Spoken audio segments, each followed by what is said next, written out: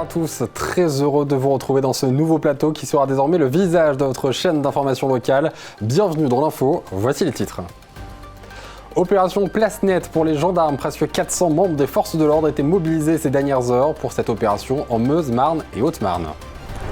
Nouveau plateau, nouveau site internet, nouvelle application, Puissance Télévision, on lève le voile sur 7 mois de travaux, on en parle avec notre rédacteur en chef dans quelques minutes sur ce plateau. Le marathon du Lac du Der revient pour sa 11e édition, ce sera le 9 juin prochain. Daniel Conroy sera sur notre plateau à la fin de cette édition, il vous expliquera tout.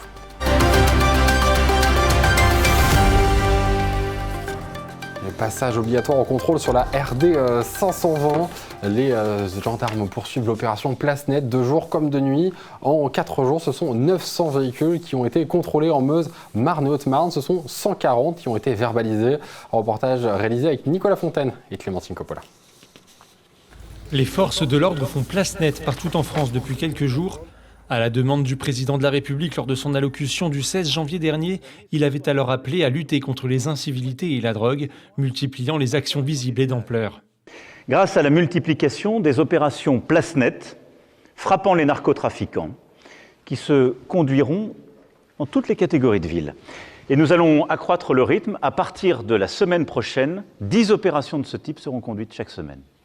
En Meuse, Marne et Haute-Marne, le territoire de sécurité urbain et rural est le cœur même des actions des gendarmes pour faire place nette. À travers différents types de contrôles comme mercredi matin à bord des trains en gare de Vitry-le-François ou dans la nuit de mercredi à jeudi avec un gros dispositif de contrôle de tous les véhicules circulant sur la route départementale 520 entre Joinville et Saint-Dizier. On est à la veille de différents grands événements à l'échelle nationale et à l'échelle du département. Et donc on se doit d'être une présence des forces de sécurité et du corps préfectoral à ses côtés. Dans la ligne de mire des gendarmes, la délinquance itinérante qui touche l'ensemble du territoire, mais aussi les filières agricoles. L'objectif, c'est de sécuriser durablement le territoire en réalisant des interpellations, mais également en contrôlant ce qui circule et en empêchant les délinquants de disposer librement des zones où ils voudraient passer. Le but, c'est à la fois de les dissuader de passer à l'acte, mais aussi d'intercepter, neutraliser des équipes. Et on a constaté qu'après l'opération Tempête du mois de décembre, on avait eu une vraie accalmie sur les atteintes aux biens dans le secteur. 390 gendarmes ont été mobilisés durant 4 jours sur ces opérations, détachés des compagnies de Commercy, Saint-Dizier et Vitry-le-François, avec le renfort de gendarmes mobiles de Thionville et de Hyères-les-Palmiers. Tous travaillant sous réquisition des procureurs de la République permettant des droits supplémentaires de fouille lors de ces opérations. En 96 heures dans les 3 départements, 900 véhicules ont été contrôlés, 140 infractions ont été relevées, dont certaines ont amené à des placements en garde à vue. Bonsoir Pompeo Coppola, tu es le rédacteur en chef de Puissance Télévision et ce soir, c'est un grand soir. C'est un grand soir Antoine et oui, je suis ravi d'inaugurer ce nouveau plateau avec toi, un plateau qui correspond beaucoup plus aux nouvelles ambitions de Puissance Télévision. Mais tout d'abord, je souhaite remercier notre service production et tout particulièrement Nicolas Fontaine et Mathis Grenier qui ont imaginé et dessiné ce très beau plateau. Une autre chose que je tiens à partager avec nos téléspectateurs, c'est que ce plateau a été construit par l'ESAT de Puellemontier, un établissement qui a pour objectif l'insertion sociale et professionnelle des adultes en situation de handicap. Et oui, en effet. Du point de vue pratique, qu'est-ce que ça change ? Antoine, nous avons tout misé sur l'innovation. Nous avons désormais des caméras robotisées qui peuvent être contrôlées à distance, tout comme ces lumières. Tu en veux la preuve ? Bien sûr. Dis-moi une couleur. Vert ? Vert. Ah, en effet, oui. Pas mal. Et par exemple, je peux te dire rouge. Eh oui. Et voilà. Grosse nouveauté. Grosse nouveauté ici, effectivement, un nouveau plateau qu'on voit ici. C'est vraiment une bonne chose pour nous, pour notre territoire. Oui, mais je tiens à te rassurer, Antoine, il ne s'agit pas seulement d'un changement esthétique. Premièrement, nous avons choisi un nouveau nom pour notre JT. Il s'appelle désormais l'Info. Et oui. Ce plateau nous permet aussi de recevoir 2 invités, ce qui n'était pas possible auparavant. Et d'un point de vue éditorial, nous réfléchissons à 2 nouveaux formats qui vont enrichir l'offre de notre télévision. Mais les nouveautés ne s'arrêtent pas là, Antoine. Nous avons lancé aujourd'hui un nouveau site internet, une nouvelle application qui seront beaucoup plus simples à utiliser. Nous sommes aussi présents sur 6 petits réseaux sociaux. Donc Facebook, l'ancien Twitter qui s'appelle désormais X, Threads, Insta, TikTok et LinkedIn. Donc pas d'excuses pour ne pas nous suivre. En résumé, Antoine, nous avons une meilleure esthétique et une qualité augmentée, ce qui permettra à nos téléspectateurs de vivre encore plus l'info. Et oui, en effet, Pompeo, tout est résumé. Mais pour avoir encore un résumé en images, voici un reportage signé par la rédaction.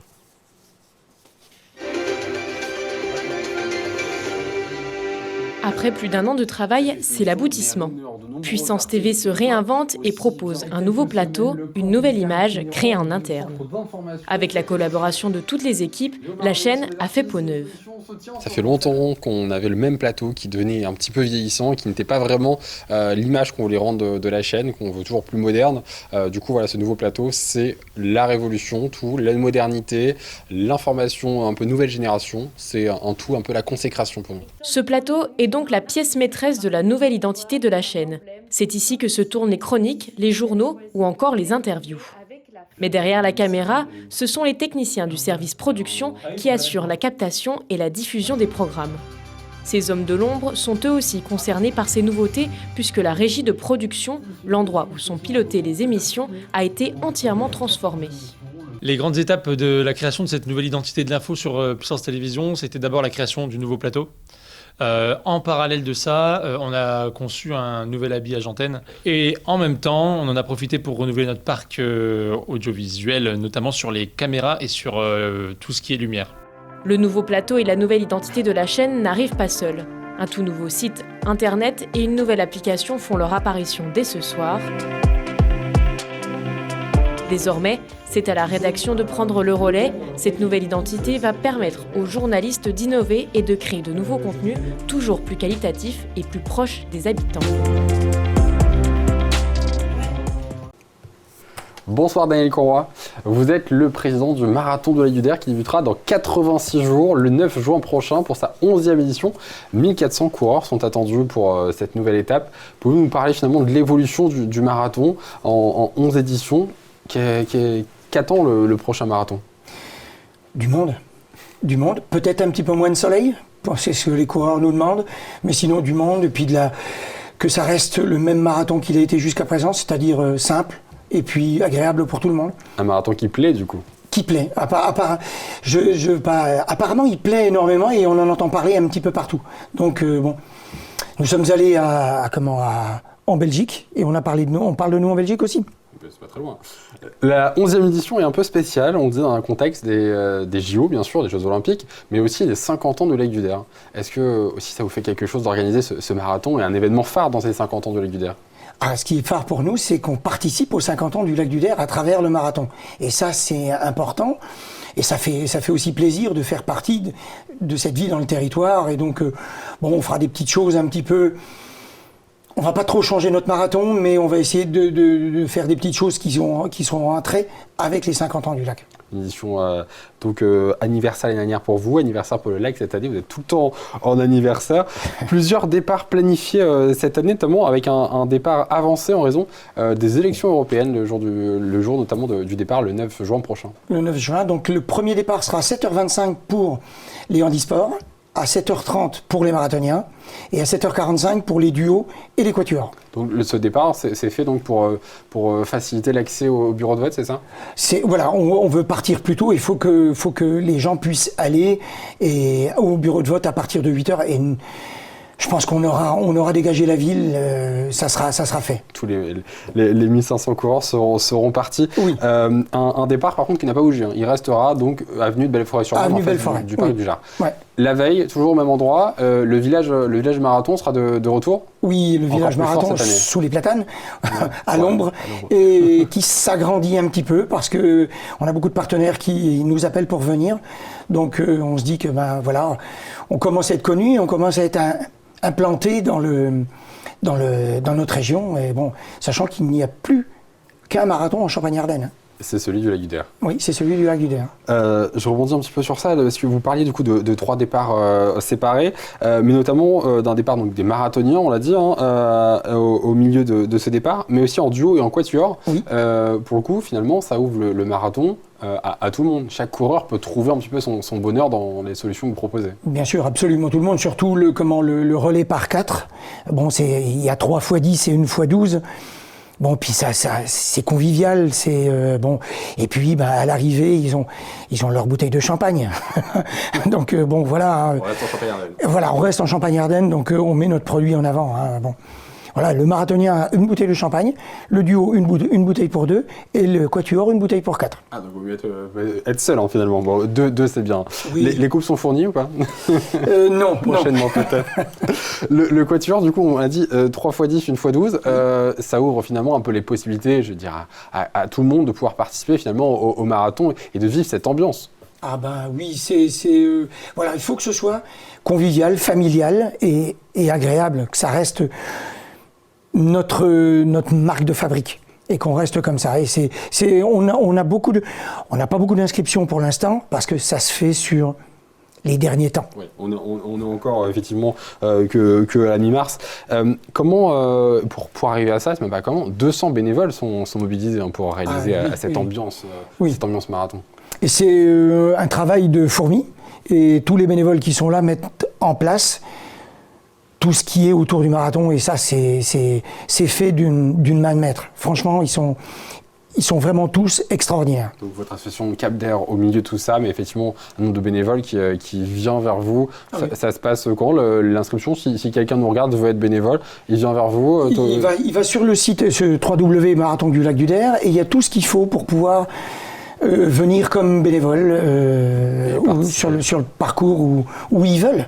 Et il peut travailler du coup sur plusieurs points. Alors, j'ai travaillé et s'engager sur ils peuvent plusieurs s'engager. points. Ouais. Ceux qui sont sur Saint-Dizier, en général, s'ils veulent, parce que c'est selon ce qu'ils demandent, peuvent revenir sur l'arrivée ou sur les derniers kilomètres pour pouvoir aider à la mise en place. Parce qu'entre le départ et l'arrivée, pour les plus rapides, c'est combien de temps? Alors pour le plus rapide, c'est 2h24. 2h24, c'est précis. Donc voilà, oui, 2h24 et les secondes, je mentirais, voilà, mais c'est 2h24. Voilà, c'est vraiment. Donc, il y a un petit peu le temps de Saint-Dizier et encore, quoique, le temps de remballer tout sur Saint-Dizier et d'aller à Giffaumont, on arrive en même temps que lui.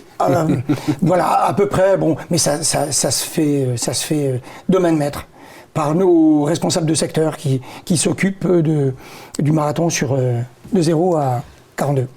On en parle aussi, une nouveauté pour vous cette année, c'est la première fois que vous allez participer, là, dans quelques jours, ce sera les 4, 5 et 6 avril prochains, à un salon à Paris. La première fois que vous allez être au salon du running. Ah oui. C'est la première fois, c'est une consécration un petit peu pour vous? Oui, c'est un grand plaisir, c'est d'être sur place, une appréhension, parce que c'est quand même la première fois. On va être parmi les plus grands. Et nous, on est quand même tout petits. Et on voudrait juste se présenter et faire la promotion de notre marathon, mais la promotion de notre région, de notre lac, de la ville de Saint-Dizier, voilà, tous ceux qui nous accompagnent pour pouvoir faire à ce que le marathon est aujourd'hui. La Haute-Marne est montée à Paris il y a quelques semaines, il y a 2 semaines pour effectivement l'agriculture. Là, vous y montez pour le running. Saint-Dizier existe du coup à Paris. Là, ça y est, tout le monde connaît là-bas. On va parler de la Haute-Marne, on va parler de la région, c'est important. Et ce sera juste la veille du départ du marathon de Paris. Oui. C'est aussi un moment important, c'est-à-dire finalement le marathon du Der, un petit peu collé au marathon de Paris. Et nous, vous allez le faire ou pas? Vous profitez du déplacement? Non, on profite pour aller voir. Personnellement, je l'ai fait, le marathon de Paris. Mais là, on va aller voir 3 jours debout. Ouais, oui, j'imagine. De 10h du matin jusqu'à 20h. Donc le lendemain, assis. Voilà. Assis à applaudir les marathoniens. Enfin, pour terminer, on conclut là-dessus. Quel message sinon vous voudriez peut-être adresser aux différents futurs marathoniens, mais aussi coureurs qui participent à ces quatuors? J'entendais notamment où vous m'expliquiez un plan d'entraînement qui peut s'ouvrir justement pendant quelques semaines. On va dans quelques semaines, un plan d'entraînement va se mettre en ligne avec notre partenaire sportif. Ils vont mettre un programme sur 12 semaines et 9 semaines. Ça va se mettre en place sans aucune obligation, mais c'est des petits conseils, ça va être des petites... pour pouvoir ne pas être tout seul dans son coin Comme 12 semaines de programme d'entraînement pour pouvoir participer convenablement au marathon. voilà. Donc ça démarre bientôt, ça sera à suivre du coup sur vos réseaux sociaux, je crois. Oui, ça sera sur nos réseaux sociaux. Merci Daniel Conroy d'avoir été notre invité aujourd'hui sur ce nouveau plateau. Et rendez-vous donc le 9 juin prochain pour le marathon du Lac du Der. Tout de suite, la météo, suivie de l'agenda. Très bonne soirée sur Puissance Télévision.